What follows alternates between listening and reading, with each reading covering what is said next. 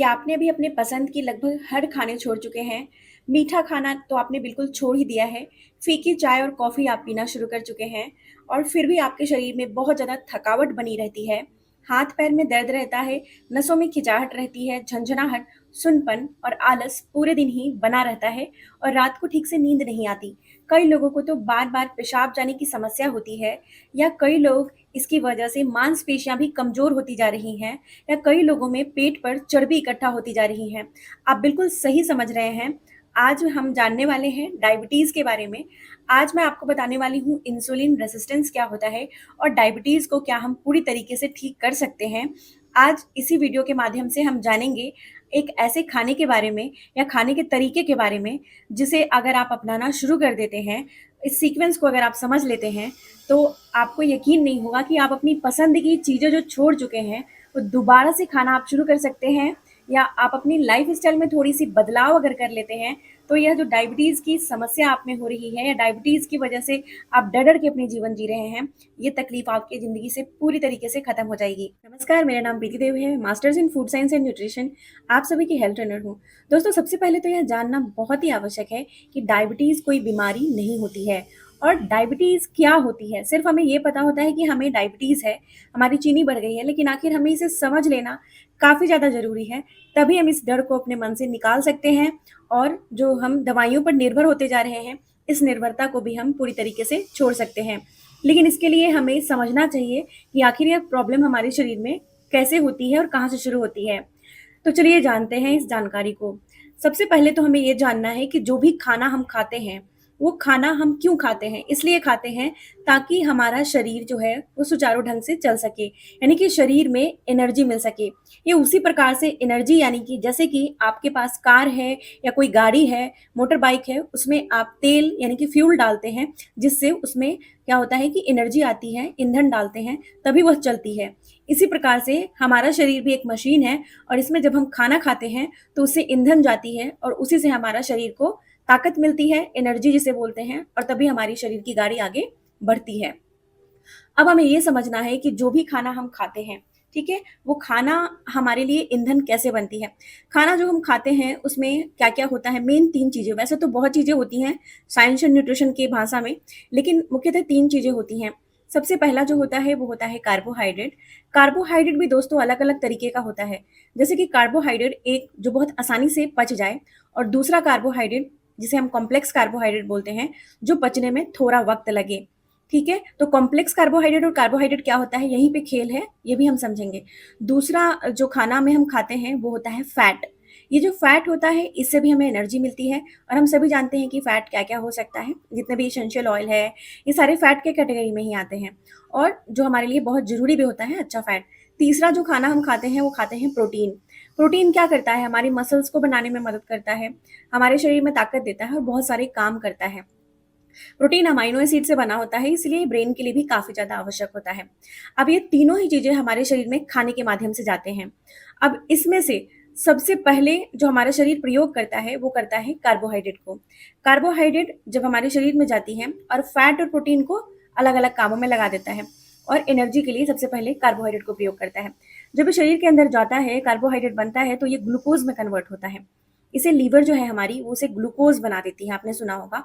फिर ये ग्लूकोज़ क्या करती है कि ग्लूकोज़ इंतज़ार करती हैं, किस लिए इंतज़ार करती हैं? हमारे मांसपेशियों के अंदर जाने के लिए, सेल्स के अंदर जाने के लिए। हमारा शरीर जो होता है, वो ट्रिलियंस ऑफ सेल्स से बना हुआ होता है। अब इस सेल के अंदर दरवाज़ा होता है और वहाँ पर एक ताला लगा होता है। इस ताले को तो हम तोड़ के जा नहीं सकते हैं, ग्लूकोज़ अंदर घुस नहीं सकता है और जब तक ये अंदर घुसेगा नहीं, तब तक शरीर में ताकत नहीं आती है। लेकिन इसको ताले को खोलने की चाबी कहाँ होती है? ताले को खोलने की चाबी जो होती है, वो पेनक्रियाज़ के पास होती है। अब पेनक्रियाज़ जो होता है, उसको संदेश भेजता है ये कि शरीर हमारा कि जाओ चाबी दो ग्लूकोज़ को ताकि वो अंदर सेल के अंदर जा सके और हमें ताकत मिल सके, एनर्जी मिल सके काम करने के लिए। तो ये पेनक्रियाज़ जो होती है, वो चाबी जो हम जिसे बोल रहे हैं, वो इंसुलिन होता है, इंसुलिन को देती है। अब इंसुलिन क्या करता है, आता है ग्लूकोज़ के साथ और वो चाबी ग्लूकोज़ को मिलती है और वो हमारे सेल के अंदर चला जाता है। जैसे ही हमारे सेल के अंदर जाता है, तभी हमारे शरीर में ताकत आ जाती है, एनर्जी आ जाती है और हम अपना काम कर पाते हैं, जब तक ये ग्लूकोज़ अपना एनर्जी देती रहती है। और ये जो मैंने पूरा आपको बताया सर्कल, ये फ्रैक्शन ऑफ सेकंड्स में होता है, जो हमें पता भी ना चले, यानी पलक झपकते इतनी तेज़ी से ये ग्लूकोज़ चाबी लेता है और ये काम होती है। अब यहाँ पर गड़बड़ी तब शुरू होती है, पहली गड़बड़ी, कि जब हम बहुत ज़्यादा रुक-रुक के थोड़ा-थोड़ा खाना पूरे दिन खाते रहते हैं। जिसे हम क्या बोलते हैं कि कभी हमने कुछ खा लिया, खाना खाने के बाद जैसे सुबह का नाश्ता किया, उसके बाद थोड़ा-सा फिर से कुछ खा लिया, मतलब हर समय हमारा मुँह अगर चलता ही रहता है अक्सर, बैठे हुए हैं, कुछ सोच रहे हैं, टेंशन हो रही है, कुछ खा लिया। तो इस दौरान क्या होती है कि जो हम जितनी बार खाते हैं, जितनी बार हमारे शरीर के अंदर कार्बोहाइड्रेट, प्रोटीन या फैट जाती है, उतनी बार वो ग्लूकोज़ बनती है। लीवर उसको उतनी बार ग्लूकोज़ बनाता है। और दिक्कत यहाँ पे ये होती है कि अगर कोई भी चीज़ ज़्यादा मात्रा में अगर बनने लग जाए, तो उसकी जो क्वालिटी होती है, वो खराब हो जाती है। यही होता है, पैनक्रियाज़ जब इंसुलिन बनाता है, तो इंसुलिन बनाने में चाबी की क्वालिटी खराब हो जाती है। अब चाबी की जो शेप होती है, वो बिल्कुल वैसी होनी चाहिए, तभी ताले खुलेंगे। या तो वो शेप में गड़बड़ी हो जाता है चाबी के शेप में, यानी कि वो का उसका आकार जो होता है वो अलग हो जाता है, जिससे ताला खुलता ही नहीं है। या फिर वो जो बनाता होता है जो इंसुलिन पैनक्रियाज़, वो इंसुलिन सही क्वालिटी का बनता ही नहीं है। तो उससे क्या होता है, इंसुलिन तो वो बनाता रहता है, इंसुलिन आती रहती है हमारे शरीर में, बनती रहती है। और सबसे ज़रूरी डायबिटीज़ के लोगों को ये जानना, या इंसुलिन रेजिस्टेंस में जानना काफ़ी आवश्यक है कि जैसे ही हमारा शरीर इंसुलिन बनाता है, वैसे ही ज़्यादा मात्रा में अगर इंसुलिन बनने लग जाए और उसका प्रयोग ना हो, अब ग्लूकोज उसका प्रयोग नहीं कर पाता क्योंकि वो तो चाबी अलग बन गई है, तो उस दौरान क्या होता है कि हमारा शरीर टेंशन में चला जाता है। और ये टेंशन में शरीर क्या करने लगता है कि फैट को जमा करने लगता है, क्योंकि जो फैट होती है हमारे शरीर में, वो आगे चलकर फ्यूचर में एनर्जी के लिए काम आती है।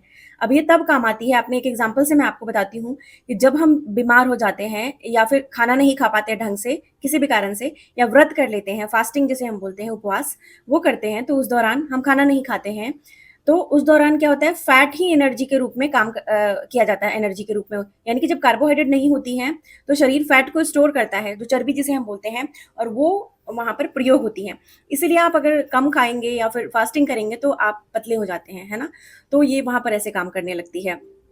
अब इस दौरान क्या होता है कि शरीर में ग्लूकोज़ भी आ रहा है, यानी आप खाना जो खा रहे हैं वो ग्लूकोज़ तो बनता ही जा रहा है।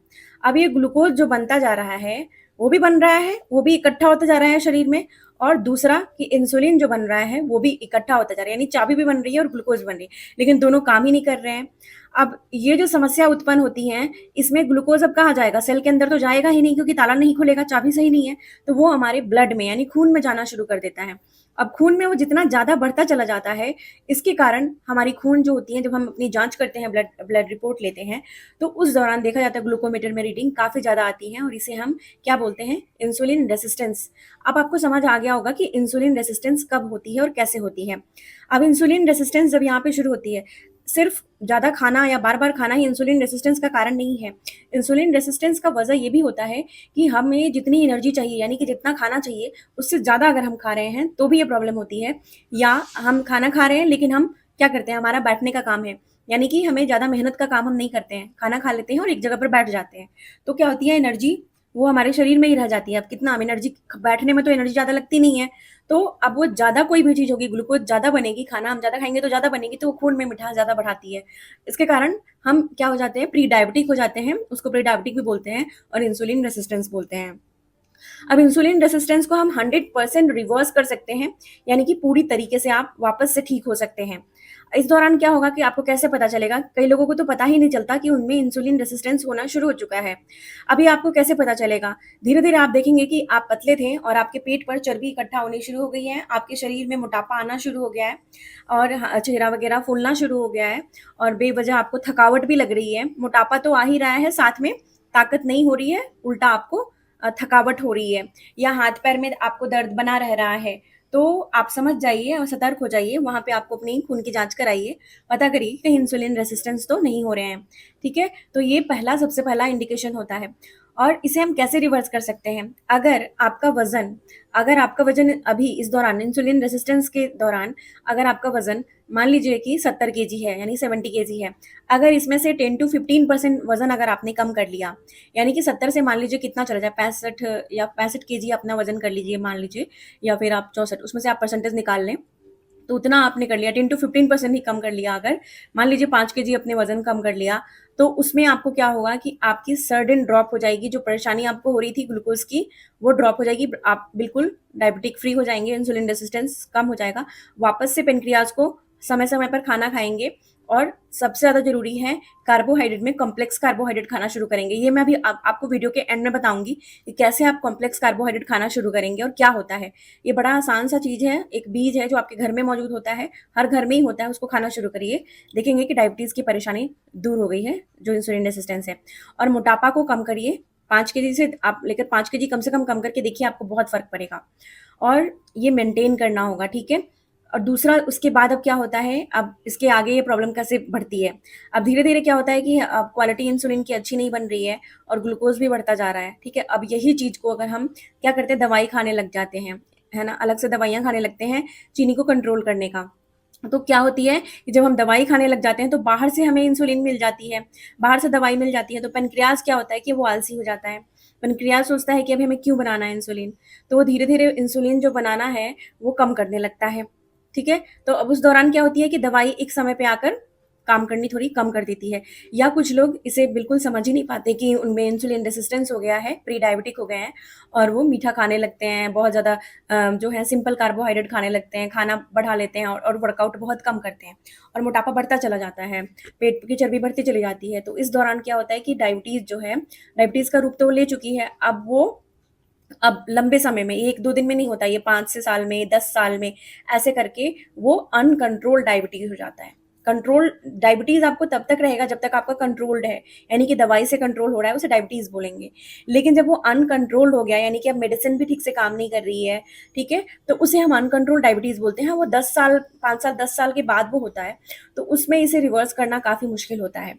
लेकिन फिर भी हमें अपनी होप नहीं छोड़नी चाहिए। आपको क्या करना है, मीठा खाना बंद करने से सिर्फ यह काम नहीं करेगा, आपको अपनी लाइफ़स्टाइल में बदलाव करनी है। अब क्या बदलाव करनी है? आप ऐसे खाना खाइए जिसमें ज़्यादातर फाइबर हो, सबसे पहली चीज़। अब जैसे आपको मैं एक एग्ज़ाम्पल बताती हूँ कि कैसे आपको खाना है, एक बहुत आसान सा बीज बता देती हूँ। जैसे आप खाना खाने बैठेंगे, तो सुबह का जैसे आप खाना खाएँगे, ब्रेकफ़ास्ट खा रहे हैं, तो आपको कैसे रोटी खा लेते हैं हम। रोटियाँ वैसे हम अच्छी होती हैं, लेकिन अभी जो रोटी मिल रही है वो चोकर वाली नहीं मिल रही है। तो जो रोटी है वो एक तरह से मैदा ही है, आटे की रोटी अगर है, तो मैदा है तो वो शरीर में जाएगी, तो वो क्या करेगी, चिपकेगी या ग्लूकोज में तुरंत डाइजेस्ट हो जाएगी, बन जाएगी, तो वो हमें अगेन हमारा चीनी बढ़ाएगी। तो इसके लिए आपको क्या करना है कि सुबह भी कच्चा प्याज काटिए, खीरा काटिए, ये क्या होता है, ये आपको इसमें फाइबर अच्छी मात्रा में होता है, और उसमें थोड़ा सा नींबू छिड़क दीजिए। नींबू क्या होता है, विटामिन सी होता है।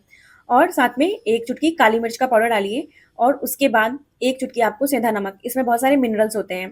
तो ये सारी चीज़ें आपको एक प्लेट सैलड का बनाइए, पहले सैलड खाइए, ताकि फाइबर पहले शरीर के अंदर जाएगा, वो पेट के अंदर एक शील्ड बना देगा, जिससे ग्लूकोज ज़्यादा आपको नहीं बढ़ेंगे, ठीक है। उसके बाद आपको जो खाना है, रोटी खाना है, लेकिन अगर आप ज़्यादा पोर्शन में खाते हैं, जैसे 4-5 रोटियां खाते हैं, तो उसको थोड़ा कंट्रोल में खाएं, क्योंकि अभी आपको ठीक करना है इस प्रॉब्लम को। तो आपको फिर खाना है, उसके बाद आपको रोटी खाना है सब्जी के साथ, ठीक है। किसी दिन आप बेसन का चीला बनाकर खा लें, या फिर आप इडली खा लें। इडली फर्मेंटेड होते हैं और इसमें भी प्रोटीन होता है। इडली जो बनती है वो इडली राइस यानी कि इडली के चावल से बनती है, और इसमें दाल उड़द का दाल होता है जो प्रोटीन वाला होता है। तो ये आप खाइए, मूंग के दाल वाला या चना का दाल वाला, जितने खाने होते हैं उनको खाइए। दिन के खाने जब आप खा रहे हैं तो उसके साथ एक चीज़ ज़रूर से खाएं, ये बहुत मदद करती है। अब मैं आपको रेसिस्टेंस में ही बताऊंगी कि आपको एक ऐसी मसाला वो भी लेना शुरू करना है। दिन के खाने में आपको क्या करना है कि जब आप खाना खाते हैं, ठीक है, चावल भी अगर आप खा रहे हैं, तो कुछ लोग चावल और रोटी एक साथ खा लेते हैं, ये गलती आपको बिल्कुल नहीं करनी है। मैं ये नहीं कहूंगी कि आप ब्राउन राइस खाना शुरू कर दीजिए, ये रोज रोज पॉसिबल नहीं होगा। लेकिन आप जब चावल बना रहे हैं तो उसमें थोड़ा सा आप गाजर काट के डाल दें, थोड़ा सा मटर डाल दें, है ना। तो इस तरीके से उसमें थोड़ा फाइबर ऐड करें, उनमें थोड़ा सब्जियां डाल दें, सिर्फ चावल मत खाएं। और चावल के साथ दाल बनाएं जरूर से, ऐसा नहीं कि सब्जी के साथ चावल खा रहे हैं। आप दाल बनाएं, कोई सा भी दाल, मूंग दाल बना लें, ठीक है, चने का दाल बना लें, भिगो के बनाएं, दाल को पहले भिगो दें ताकि उसकी फाइटिक एसिड निकल जाए, और पानी को फेंक के दूसरा पानी में फिर दाल बनाएं। दाल बनाकर अगर खाएंगे ना, तो पहले दाल खाइए। ये आप अगर पहले चावल खा लेंगे, तो ये स्टडीज में भी पाई गई हैं, कई सारी रिसर्च में पाई गई हैं कि पहले अगर चावल खा लेंगे, तो चावल कार्बोहाइड्रेट होता है, सिंपल कार्बोहाइड्रेट, तो आपकी शुगर बहुत जल्दी बढ़ जाएगी। तो इसीलिए दाल में थोड़ा सा नींबू निचोड़ें, ये बहुत आवश्यक है। अगर नींबू निचोड़ के आप पहले दाल थोड़ा सा खा लेंगे, 5-6 चम्मच, उसके बाद आप चावल खाइए, उसके बाद आप साथ में सब्जी खाइए, और साथ में आपको एक कटोरी, एक बीज के, उसे बोलते हैं फ्लैक्स सीड्स यानी कि सिसमे सीड्स, अलसी के बीज, अलसी के बीज को आप चाहे जितनी मर्ज़ी आप घर में जितने लोग हैं उसके अनुसार आप क्वांटिटी मात्रा ऊपर-नीचे कर सकते हैं, ले लीजिए, उसे हल्का-सा रोस्ट कर लीजिए, भून लीजिए और उसमें आपको एक लकड़ी मिलानी है, उसे बोलते हैं सेलोन। सेलोन श्रीलंका की दालचीनी आती है। दालचीनी जो हमारे लोकल बाज़ार में मिलती है वो नहीं लेना है क्योंकि वो नकली होती है। सेलोन थोड़े महँगे होते हैं, श्रीलंकन दालचीनी पतली-पतली होती हैं। ये इंसुलिन रेजिस्टेंस जिनको है उन लोगों में काफ़ी अच्छा काम करती है क्योंकि ये इंसुलिन की तरह मिमिक करती है। कई बारी इंसुलिन जैसे चाबी नहीं है ना तो चाबी बन जाती है। जिससे ग्लूकोज़ आसानी से चला जाता है सेल के अंदर और खून में नहीं जा पाता। इसलिए हमारी चीनी नहीं बढ़ती है ज़्यादा। तो ये आप ज़रूर से इसमें मिलाइए और दोनों को मिलाकर दालचीनी को भूनना नहीं है, ठंडा करके और पीस कर एक पाउडर तैयार कर लीजिए। रेशियो क्या लेना है, तो आपको जैसे 100 ग्राम आपने अलसी के बीज लिए हैं, तो आपको कम से कम 10 ग्राम ये सेलोन पाउडर यानी दालचीनी का लेना है। अब इसको एक डब्बे में रखिए और उसके साथ आप दही ज़रूर खाएँ दोपहर के खाने में। 1 कटोरी दही खा रहे हैं या छाछ पी रहे हैं, उसमें छोटे चम्मच से 1 चम्मच या पाउडर को मिलाइए और साथ में आपको मिलाकर खाना है। और जिस दिन दही छाछ आपको सूट नहीं करता है, तो नींबू का रस मिला दीजिए 1 चम्मच और फिर इसको खाइए। ऐसा करने से पहले आप इसे खाएँगे, फिर आप रोटी-चावल जो भी खा रहे हैं खाएँगे, तो आपको ज़्यादा ग्लूकोज़ यानी चीनी नहीं बढ़ेगी।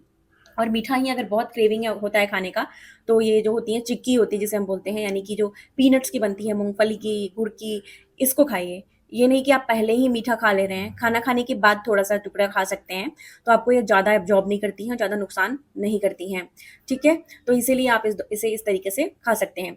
अब अभी इसके बाद नेक्स्ट वीडियो में हम जानेंगे क्योंकि वीडियो बहुत लंबी हो जाएगी, हम जानेंगे कि डायबिटीज़ के केस में कुछ लोग मोटे क्यों हो जाते हैं और कुछ लोग बहुत ज़्यादा पतले क्यों हो जाते हैं।